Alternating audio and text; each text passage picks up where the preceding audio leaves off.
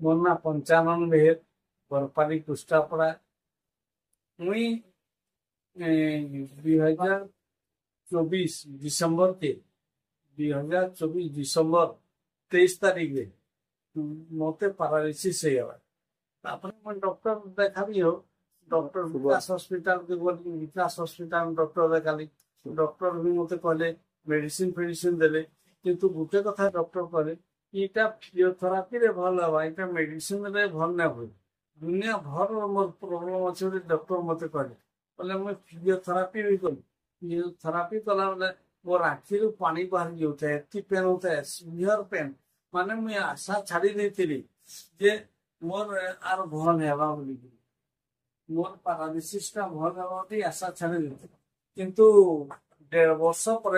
सुदाम मेहर सुदाम भाई हमर आसिक मते विवाह देली विवाह जेतन मु खाई जाए खाइला पर मते यादे टिके भल लाग विभाग धर हां मते मते विवाह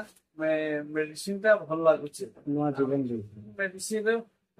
मते भाबु जे आर आके बढ़िया लागबा इटा मु यारे कंटिन्यू करछे मोरे की पेन होतला विवाह मेडिसिन खावानो सब कथा कहि दउ जे विवाह मेडिसिन खावानो मोर पेन टा प्राय 70% नहीं हेवार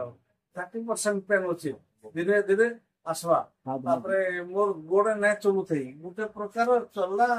चला बुतरिया ना थे बोले हाथे गोड़ मु चाली पाली न छोटे छोटे चालू थे कि चाली पाली न हाथटा मोर बिल्कुल काम न देते किंतु यहाँ पे आज भी मोर